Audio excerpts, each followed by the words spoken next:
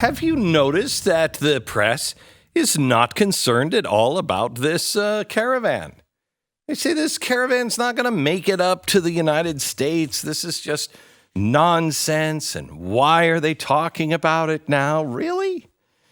So is the caravan a political message or a weapon? The 7,000 strong migrant caravan now appears to be both. We know that this migrant invasion force was organized in Honduras by the leftist political party looking to embarrass the current right-wing government. We know that. You're not going to hear that on television. You're not going to hear that from the leftist mainstream news. You won't hear it because that hurts their case. They want everybody to look like they're just weak and helpless and children. Making a 2,500-mile march? Wow, that seems pretty strong to me. This entire charade has been one giant political stunt. But the question on my mind is, who's paying for this? Moving 7,000 people is incredibly expensive and difficult.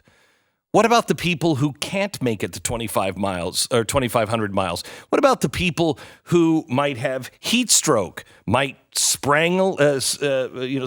have an accident, break their leg, sprain their ankle? What happens to them? Is there any medical treatment? You would think that the left would be really intent on finding who's providing the water. Who's providing the food? How are these people? You're not just going into a town with 7,500 people and everybody going to a restaurant. How are these people eating? Is there no heart on the left? Can somebody tell me? I'm concerned about their health. I'm concerned about their welfare. I'm concerned about their health care. How do you move 7,000 people and not have people starve? How do you move 7,000 people and not have people need water? Basic sanitary conditions. What is happening? How about the children? How about the babies that are in strollers? Are those strollers built for a 2,500-mile march? Shouldn't CNN be down there asking the questions? Raising the money for better strollers? These poor children. Now, who could write this check? Who is writing the check for all of this? Well, I asked Governor Abbott about it yesterday in an interview. Who's funding all this? He hinted that the Trump administration was fully aware. Now, my question is, did Mike Pence let the cat out of the bag yesterday from the Oval Office?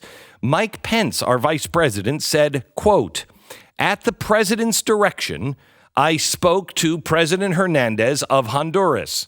He told me that the caravan that is now making its way through Mexico, headed for our southern border, is organized by leftist organizations and financed by Venezuela." This isn't Donald Trump. This isn't Mike Pence. This is the president of Honduras. Now that puts this caravan into a completely different context, doesn't it? This caravan of poor migrant workers has suddenly become an invasion force financed by a radical revolutionary Marxist in the president of Venezuela. So it seems to be perhaps more than just a Honduran political message. This is a weaponized attack.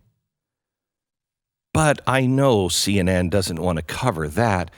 Can you just please find out, do they have enough water? Who's bringing that water in? Can you please have some compassion and just find out who's feeding these people? Who's caring for their medical needs on a 2,500-mile journey? Can you please find that out for the love of humanity?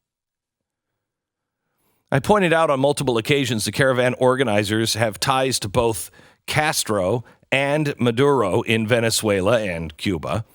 This new information from Mike Pence makes sense. If you're Venezuelan President Maduro, you want to attack the United States, but you barely have enough money to buy any toilet paper. How do you do it? Well, you don't use conventional means. You reach out to your allies, your revolutionaries, your Marxist zealots in South America, and you organize and fund thousands of people to flood the U.S. border. It's a pretty inventive way to strike back. Not only is it a form of economic warfare, but it also destabilizes the U.S. political structure. And that's not to mention how many criminal elements might be tagging along. How many Venezuelan or Cuban spies are using this as cover to enter our country? How many terrorists might be riding along with the intention of attacking the U.S. targets? Reports this morning are saying that more than two more caravans are currently forming. One in El Salvador and now one in Guatemala. To use a military term, are we being attacked in waves? Was the first caravan of 7,000 just the first wave? How many more will we see? And if this allegation is correct, there is no other way to describe it. The United States is under attack.